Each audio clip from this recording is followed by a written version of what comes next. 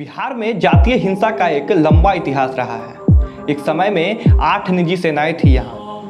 वर्ष 1971 में पहली बार 2 निजी सेनाएं बनी थी, लाल सेना अर्थात एमसीसी माओवादी कम्युनिस्ट सेंटर और पार्टी यूनिटी की लाल स्क्वाड। हालांकि अगर और पहले चले तो जातीय सेना या संगठन पहले भी थी। 1934 में यादव, कोयरी और कुर्मी की त्रिवेणी संघ ऐसे ही एक संगठन का उदाहरण था, लेकिन उस वक्त इनका उद्देश्य सामाजिक सोपान में अपनी जाति विशेष का उच्च स्थान प्राप्त करना था, न कि किसी अन्य जाति का पतन। खैर, आते हैं फिर लाल सेना और लाल स्क्वाड पे। इनका संबंध वामपंथी नक्सलियों से था। इन उग्र संगठनों ने निर्मम हत्याएं की। वाम उग्र संगठन आपस में भी लड़ते थे। बिहार में 2 सेनाएं उग्र वामपंथियों की थी, वहीं 6 सेनाएं भूस्वामियों, मुस्लिमों, ऊंची जातियों की भी थी। ये सारी सेनाएं अपने जायदाद और इलाके में अपने अपने वर्चस्व की लड़ाई लड़ रहे थे। औपचारिकता के लिए मैं अपना नाम बता देता हूं। नमस्कार, मेरा नाम राकेश है और आप प्रयास न्यूज के किस्सा सीरीज का यह खास एपिसोड देख रहे हैं, जिसमें हम बात करेंगे बिहार के जातीय हिंसा और निजी सेनाओं के बारे में। जातीय हिंसा की अगर बात होती है तो ये जरूरी है कि सबसे पहले आपको यहाँ बने अपने अपने विचारधारा पर काम करने वाले सेनाओं और संगठनों के बारे में बताया जाए। साल 1971 बिहार में लाल सेना और लाल स्क्वाड बनने से शुरू होता है और फिर 1978 में कुंवर सेना, 1979 में भूमि सेना, 1981 में ब्रह्मर्षि सेना, 1985 में लौरिक सेना, 1989 में सनलाइट सेना, 1994 में रणवीर सेना।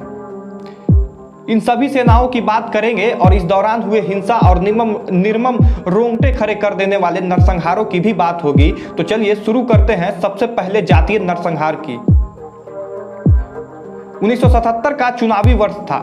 मतदान से 2-4 दिन पहले हरनौत विधानसभा क्षेत्र के अंतर्गत बेलछी गांव में अवैध बंदूकों और अन्य घातक हथियारों से लैस जमीन जायदाद वाले कुर्मियों के एक बड़े गुट ने गरीबों के घरों पर हमला कर दिया।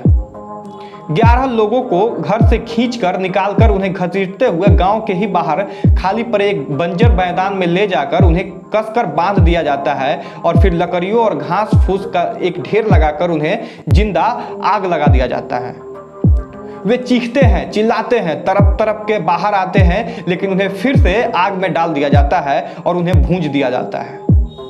जब तक उनकी जलती देह ठंडी नहीं पड़ गई, ये लोग कुर्ता का नंगा नाच करते रहते हैं। उस वक्त इस बर्बर कुर्ता के बारे में जिसने भी सुना दंग रह गया, लेकिन शायद लोगों को यह पता नहीं था कि बिहार आने वाले वर्षों में अभी ऐसे कई जातीय नरसंहार देखने वाला था। ये आने वाले उन तमाम दिल दहला कर रख देने वाले नरसंहारों की कड़ी में पहला नरसंहार था, जिसने राष्ट्रीय स्तर पर बिहार को एक कलंक दिया। मारे गए लोगों में 8 पासवान थे और 3 सुनार। बिहार के गांवों में मध्यवर्तीय जातियों का उत्थान 60 के दशक से शुरू होता है। यादव, कुर्मी और कोयरी। कारण लोहियावादी राजनीति, कांग्रेस का पतन, उच्च जातियों का गांव छोड़कर शहरों की ओर बढ़ना और नए करियर की ओर मुड़ना, ये तमाम चीजें थी। जो भूमिहार और राजपूत अपनी जमीन बेचकर शहरों में बस रहे थे, उनकी जमीनें इन तीनों जातियों के लोग खरीद रहे थे। राजनीतिक में भी इनका वर्चस्व बढ़ रहा था, साथ ही राज्य की डेमोग्राफी में ये संख्या के लिहाज से भी मजबूत हो रहे थे। कृषि अर्थव्यवस्था के सिरमौर बन रहे थे, तो ऐसे में इस व्यवस्था के सबसे निचले पायदान पर खड़े दलित कृषि मजदूर के साथ महिलाओं की इज्जत, उचित मेहनताना आदि मुद्दों को लेकर टकराव होना शुरू होता है।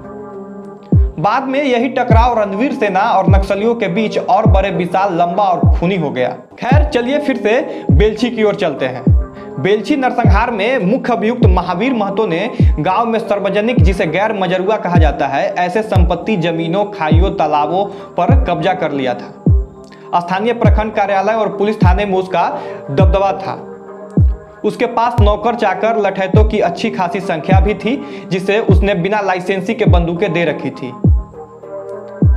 जल्द ही अपनी ताकत का फायदा उठाते हुए वह गांव के सभी जातियों के लोगों को परेशान करने लगा और मारने पीटने लगा। अब यहां से 2 कहानी शुरू होता है। पहली कहानी की ओर चलते हैं। जब महावीर अपने क्षेत्र में प्रभावित था, उन्हीं दिनों दुसाध जाति का एक युवक, जिसका नाम था सिंधवा, जो कृषक मजदूर था, अपनी ससुराल बेलछी में रहने चला आया। वहां उसने महावीर के अन्याय का विरोध किया और गांव वालों को संगठित करना शुरू कर दिया।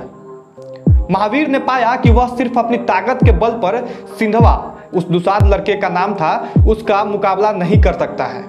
ऐसे में उसने निर्दलीय विधायक इंद्रदेव चौधरी की मदद मांगी, जो हरनौत के समीपवर्ती विधानसभा क्षेत्र अस्थावा से कुर्मियों के समर्थन से विजयी हुए थे।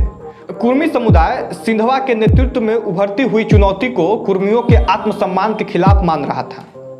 ऐसे में सिंधवा और उसके साथियों को सबक सिखाने के लिए कई जिले से बड़ी संख्या में कुर्मी जुटे और फिर उस दिन बेलछी नरसंहार को जन्म दिया।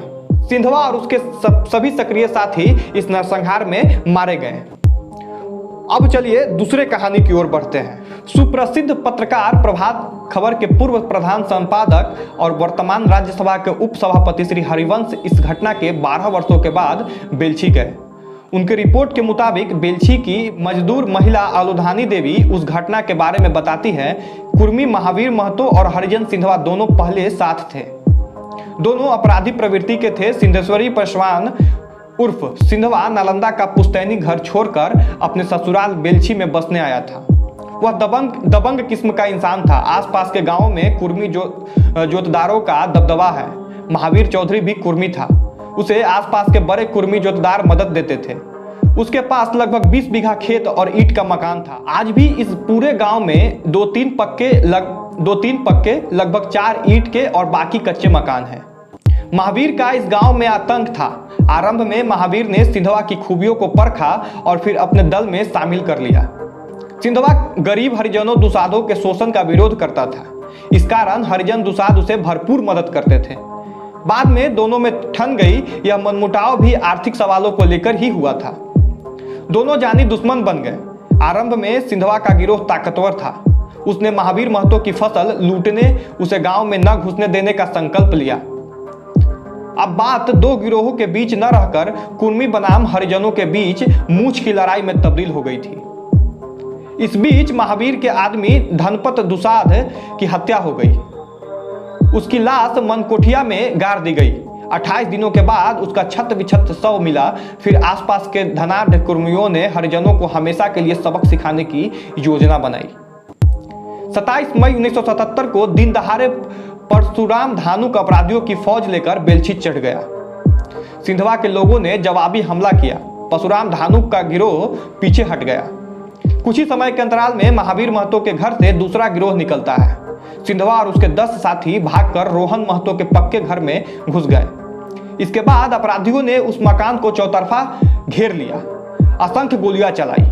11 बजे दिन से 5 बजे शाम तक युद्ध चलता रहा। धोखे से घर से उन्हें निकाला गया और बंदूकधारियों ने इनकी हाथ बांध दिए और फिर जुलूस की शक्ल में गांव से बाहर सटे एक खेत में ले गए। वहां लगभग 400 लोगों के सामने इन्हें गोली मारकर आग में झोंक दिया गया। 24 वर्षीय बालक राजा राम ने आग से निकलने की कोशिश की तो उसे पकड़कर दोबारा आग में फेंक दिया जाता है। इस आगजनी में एक पासवान परिवार के 4 सदस्य और एक सुनार परिवार के 3 पुरुष भून दिए गए। जिस रोहन महतो के घर में इन लोगों ने शरण ली थी, उन्हें स्वजातीय होने के कारण अपराधियों ने बख्श दिया। बेलछी हत्याकांड के कारण जिले में कुर्मियों और पासवानों के बीच शत्रुता की शुरुआत हो गई। आगे चलकर कुर्मियों ने अपनी जातीय सेना बनाई और पासवान नक्सलियों के समर्थन में आ गए। फिलहाल इस वीडियो में इतना ही। आगे के एपिसोड में कर्पूरी ठाकुर, लाइसेंसी हथियार, हाथी पर इंदिरा गांधी की बात होगी और साथ में ये भी जानेंगे कि उस वक्त सोनिया गांधी इंदिरा गांधी को बिहार आने से क्यों मना कर रही थी। तो फिलहाल इस वीडियो में इतना ही। इजाज़त चाहेंगे। जुड़े रहें प्रयास न्यूज़ के साथ। वीडियो अगर अच्छी लगी हो तो लाइक कर दे, कमेंट में अपना सुझाव दे, वीडियो को शेयर भी करें। साथ में चैनल को अगर अभी तक आपने सब्सक्राइब नहीं किया है तो सब्सक्राइब कर ले। बहुत बहुत धन्यवाद।